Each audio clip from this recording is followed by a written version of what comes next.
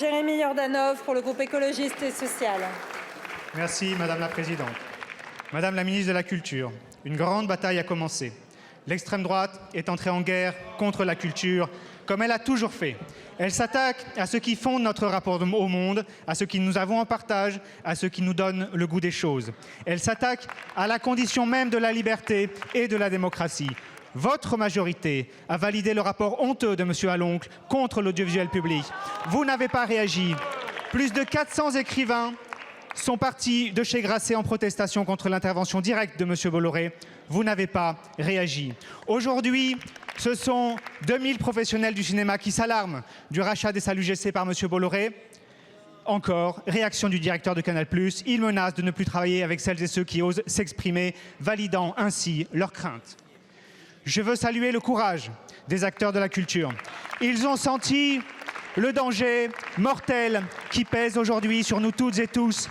Ils alertent. La tétanie du gouvernement est coupable. Les mécaniques fascisantes, c'est aujourd'hui qu'il faut les combattre. Demain, elles vous auront engloutis. Il faudrait une grande loi pour l'indépendance et contre la concentration dans la presse écrite, l'audiovisuel, l'édition, le cinéma. Je sais que vous n'aurez pas ce courage, cette volonté.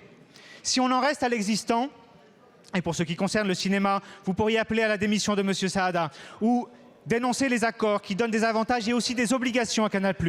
Menacer des personnes pour leurs opinions est incompatible avec la liberté et l'indépendance de la création. Alors, Madame la Ministre, le gouvernement a-t-il déjà abdiqué face à l'extrême droite et à M. Bolloré? Je vous pose la question. Et à l'inverse de Monsieur le Président de l'Arcom, je vous invite à prendre toute la mesure de ce qui est en train de se passer aujourd'hui en France et à hausser le ton, vraiment à hausser le ton. Je vous remercie. Merci beaucoup, Monsieur le député. La parole est à Madame Catherine Pégard, ministre de la Culture. Donc, Monsieur le député, tout d'abord et en complément de ma réponse précédente, je veux vous dire combien ces débats qui nous enferment dans les excès de tous bords me semblent vraiment dangereux. Le risque, Monsieur le député, est que tout le monde en sorte perdant. Alors que les défis que rencontre le cinéma sont nombreux, intelligence artificielle, fréquentation des salles, renégociation du cadre réglementaire et financier européen, concurrence des plateformes, toute la filière est sous tension.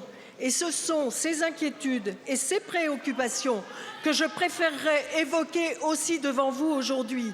C'est pour cette raison qu'à Cannes, je me suis adressée aux professionnels en annonçant la mise en place de nouvelles règles sur l'intelligence artificielle. C'est pour cette raison aussi, Monsieur le député, vous pouvez m'écouter. Ça a tout à voir, monsieur. On parle de la même filière, de la filière du cinéma. C'est pour cette raison aussi que j'ai organisé une réunion avec mes homologues européens pour avancer sur des négociations européennes qui d'ailleurs a donné lieu à une déclaration signée de 17 ministres. Cela vous a peut-être échappé. La filière cinéma représente 260 000 emplois sur tout notre territoire. Des exploitants de salles, des techniciens de studios, des auteurs, des producteurs, des artisans, des professionnels de l'image et du son.